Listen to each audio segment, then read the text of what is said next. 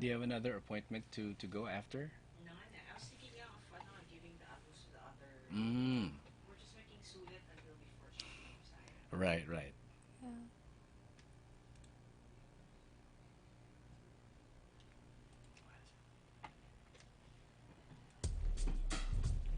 There's already the All tomato. right. Good morning, or more like afternoon now. Good afternoon. Welcome to On the Spot 947, where we sit down, we have a chat, little afternoon tete-a-tete with some of the biggest and most talented names in the industry, and equally those who have just begun their artistic journey in the hopes of probably influencing and changing the world. For today, we have Miguela, and she's in the house. Woohoo! Hi. Hello, Thank you for welcome to having Mel me. 947. And it's always a joy to have artists like you drop by for a little chat and just a little introduction for those people who may or may not know you. Miguela is 17 years old, but her list of accomplishments says differently. At the age of 13, she's been writing her own songs, and she plays the guitar and the keyboard. I take it probably the ukulele as well. You can throw that in as well. Why not the drums too? But not only is that she's a singer-songwriter, she's also a swimmer, a painter, and also a philanthropist. Now, I want to get back to the philanthropist part in just a bit, but her musical background also covers joining Battle of the Bands when she was in school at the International School Manila ISM, where she was able to bag second place during her junior year. Now, she also founded Migmarks And arts. and Arts. This is a fundraising venture that aims to support several charities like Bantay Bata 163, Lingkod ER Foundation, the Public Service on Wheels, DZMM which is Teaching, Learning, and Caring, and there's also the Pag-asa ng Pamilya Scholarship Foundation. So, wow. Now, you've certainly, Miguel, accomplished a lot in a short span of time. And do you think you've gotten this wave of productivity because your father is an accomplished businessman and your mother is a practicing dermatologist? I think it also comes from the fact that also both my parents are involved in philanthropy. Mhm. Actually, my parents met in a med mission, guys. So Oh, I okay. feel like even from day one, that's highly where my influence comes from. And you've been, I guess we all take our influences from our Yeah. parents, and whatever it is that they're into or whatever it is that they show us, it naturally trickles down Yeah. to that. And on the subject of parents, we usually, as said, get our influences there early on. And since both of them are not exactly associated with the arts, how did you discover music? Music actually, my dad sings. We used Oh, to be wonderful. karaoke partners. Nice. Yeah, so that started there, and then I started joining workshops. I did repertory as a kid. I Mhm. also joined Star Magic workshops growing up. So that was. Good training. What kind of music would you and your dad be singing during We karaoke? used to sing Broadway songs like "The King and I" by yeah. Classic. Classic, classic. Any particular Broadway show, in case? Um, we would yeah well yeah, like I said, like "The King and I." We'd sing "Getting to Know You." Mm-hmm. Um, No, I mean personally, Oh, my like personal yeah, yeah, your favorite. personal favorite, like. ah, mm, it's gotta be Annie. Okay, Annie. All right. Tomorrow's like my favorite. Your go-to Broadway Yeah. song. Okay, so it's not Defying Gravity from Wicked or. That's for people who want to paint themselves green, you know. Yes, but we don't want that. We want to be recognized as human beings and not, green-looking people from Mars. Yeah. And it seems that it's not only music that you gravitated towards too. You mentioned the color green, and yes, you are also a painter. What do you get out of painting that, let's say, perhaps writing music does not give you? I mean, they're both equally wonderful outlets. They're both creative and productive ventures, and they both appeal to different creative sensibilities. What do you think? What do you think happens to you when you paint, and as compared to when you write a song? Sometimes there are feelings you can't exactly portray in text that you kind of like everything in your head can get into one picture. Mhm. That's how I feel when I paint. Like Mhm. it's really abstract and kind of random, and then So you're more of an abstract painter than. yeah, it's very random. Like yeah, I was just wondering, if you would you be also a favor of impressionists, I like like drawing. Renoir, I Seurat. like drawing figures and like yeah. Parang I take a lot of inspiration from some of Picasso's work. Mm-hmm, mm-hmm. Yeah. Ah, Wonderful. Let's get back to music for a bit. And would you still remember the first song that you wrote? It's actually in my album. It's called Lost in Paradise. Which I am holding right here. Yeah, Lost in Paradise. Ah, that is one, two, three, four, five, the fifth song in this album of 8 songs. Yeah. Right.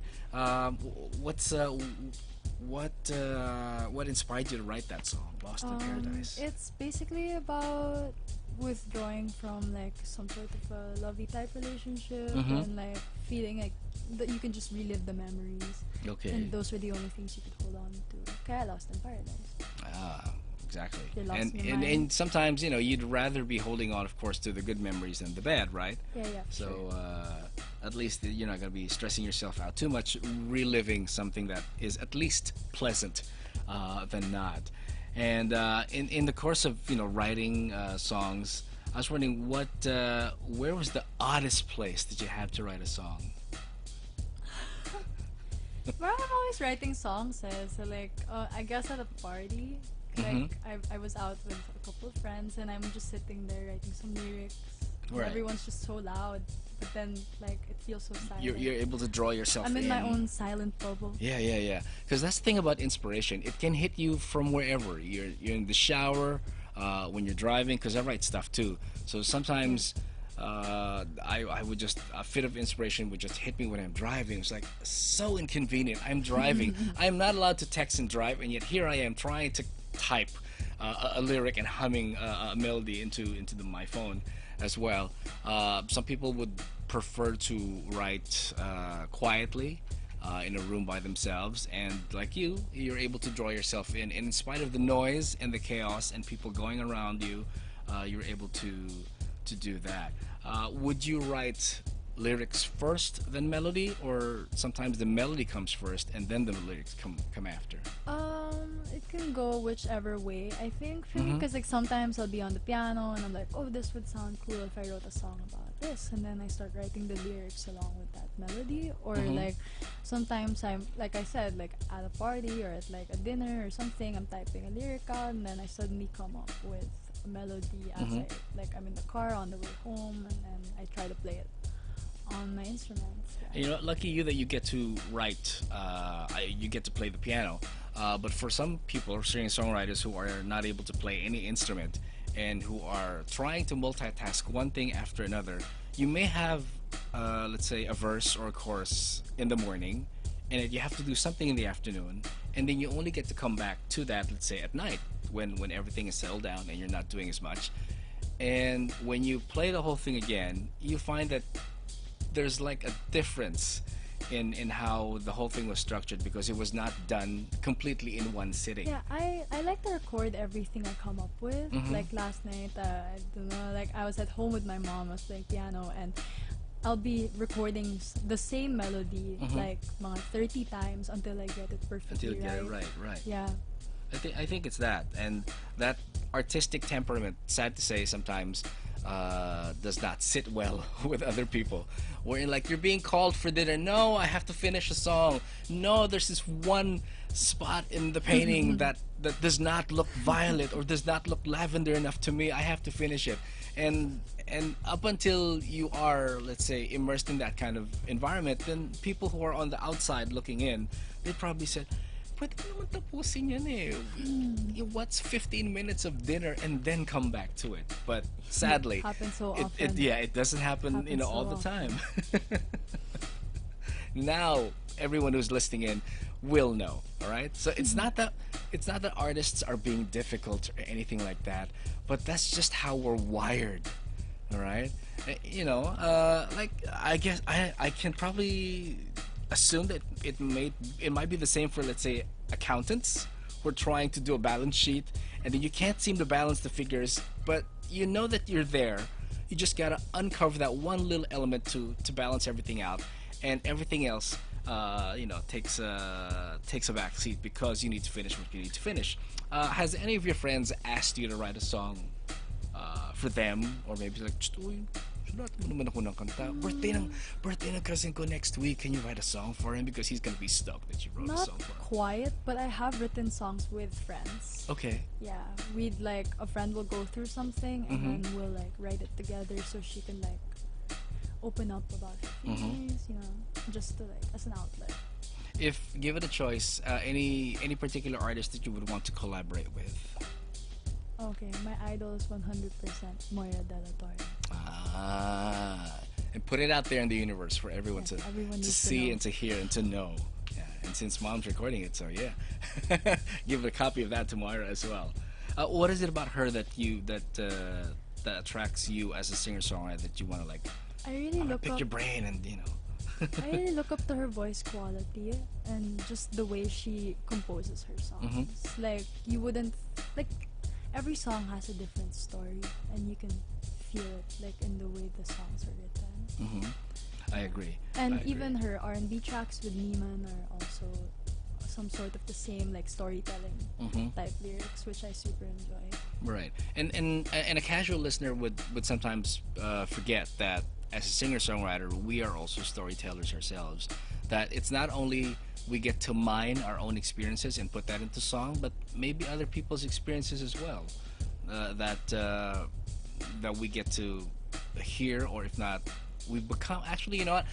As an artist, I feel that we're all like walking sponges, that we get to absorb any any fit of inspiration, any trickle of information that comes our way, and we use that and mine it, and we polish it as well, so that when we come out with a song or with a story or with a painting, it's something that everyone can relate to. When you do finish a song, who gets to listen to it first? I mean, even if it's in a rough draft. Couple friends. Reaches mom last because Oh, really? Oops. because I like to polish my work before I play it to my mom. She's like my biggest critique. But you know what? Sometimes they say that we ourselves are also our biggest critic. That we can sometimes be hard on ourselves, and not only that, but I don't know if you come across it, but for people who are in the arts creatively, there's always this inner voice that tells you like, who do you think you are that you can do this? Who do you think you are that your work will be appreciated? Do you ever come across that inner voice, that doubtful, nagging voice at the back of your head? Occasionally, when I perform in front of big crowds, like at school competitions, I get kind of scared. But normally, I tell myself also, who are you to compare yourself to other people when you're doing this because you love what you're doing? Like it's a passion, you know. Right. It's not a competition to compare myself with other artists because we all have our own journeys. So that's also something I keep in mind. I agree. Have you ever thought of, let's say, entering, singing competitions or anything like that? For sure. I was just really focused in high school because I just graduated. Yeah. Congrats. Thank you. Some people feel that when you grow up, or whatever course that you've taken up, it's not the one that will sustain you for life, right? I mean, I'm a business graduate, but here I am on radio. Some people I know are physical therapists, and yet they are coaches and trainers in call centers. Do you feel that this is the path that you've set for yourself already, that you will not probably deviate and go into something more, I don't know, maybe something more technical, or something more something to do with numbers, perhaps? Actually, 100% doing something to do with technicality and numbers. I'm actually going to be an architecture major. Wow. And I'm just Nice. pursuing music as a passion project. Yeah. Oh, It's great.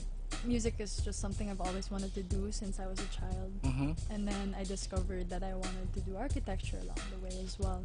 So that's And it's no accident why you're, gravitated towards painting and structure, because it is that. yeah.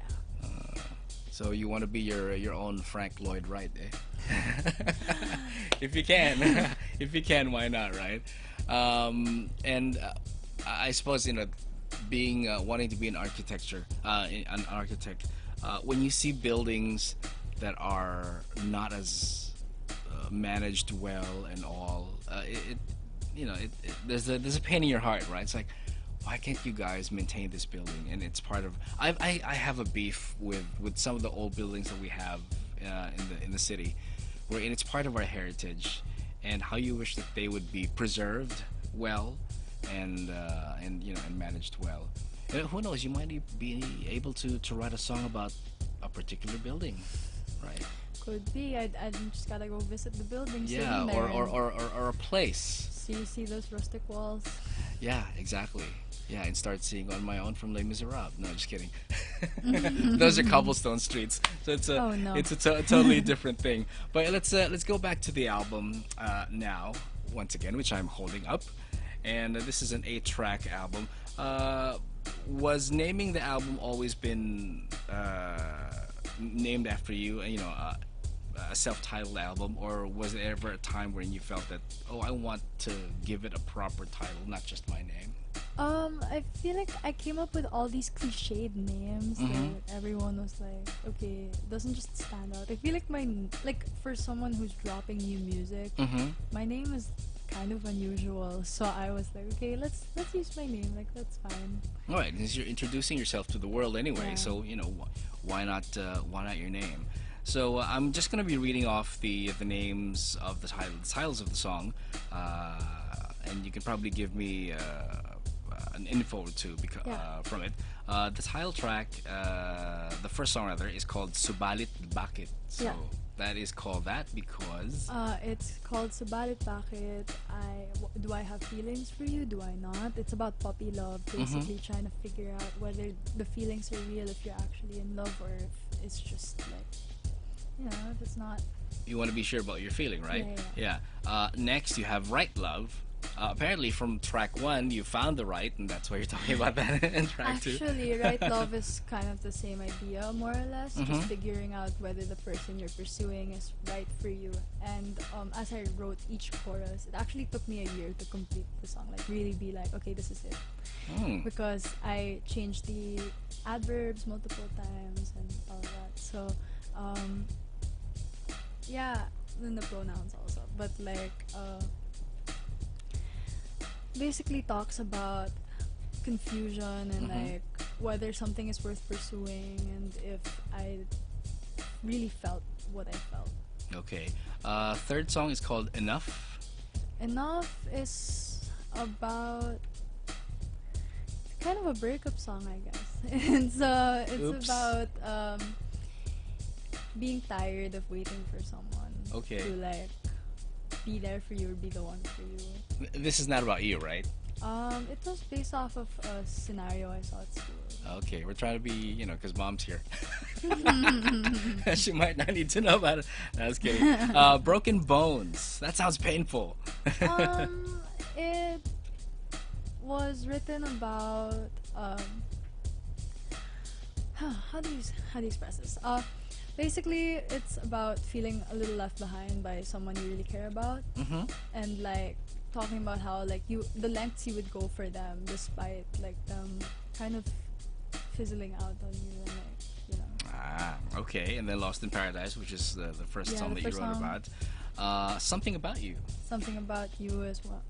Well, 100% my favorite song. I'll be singing that today. Yes, she will. It is about the lengths I would go for someone I love. Has a very Disney feel to it. Weak Ako. Week Ako is about my love for the Filipino language. It basically talks about how people our age, like my age, millennials or Gen Z, Gen Z, whether they have twang or slang or have difficulty speaking the language, that they should speak the Filipino language because they are Filipino. Okay. And the last one, Maintindi. Maintindi is about my relationship with my mother, or any child's relationship with their mother of this day. How it's not necessarily perfect, but at the end of the day, you are there for each other and you love one another despite your time, like pagkaiba ng panahon, and just your differences in general. So would you go for more slower songs than mid tempo or upbeat songs? I'm more of an acoustic R&B pop Mm-hmm. like kind of singer. So Daniel Caesar, Yeah. Billie Eilish, Right. yeah, James Bay, Ozzy. Which is good. Which is good. And everyone who does not have a copy should actually have one. If Yeah. they want to get a copy of this one, where can they go to? They could dial Bantay Bata 163, Mhm. leave their contact details, and they can get themselves a physical copy of my album. Hmm.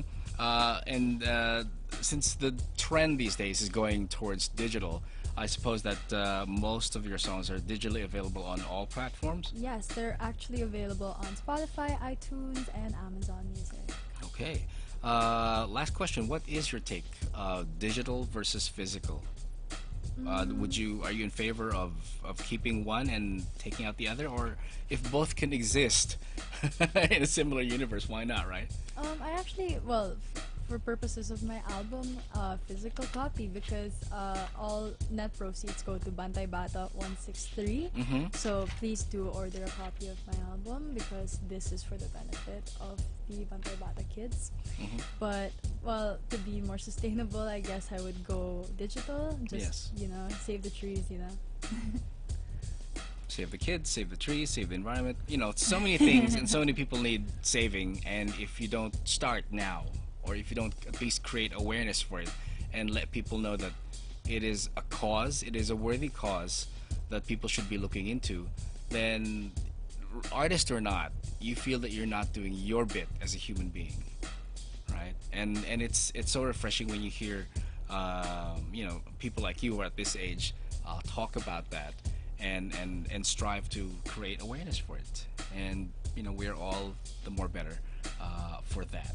All right. Thank you once again, Miguela, Thank you for being here. And you're gonna be you're still gonna be here. You're gonna be singing 2 songs from the album, so people kind of get a feel of what the songs are and how it speaks to them. And you're most welcome to come back and see us again when you are in the area. But I think it's gonna be a while. Is it able to say that? Yeah, because you're gonna go to school now, and wherever it is that you're going, and we shall keep that anonymous.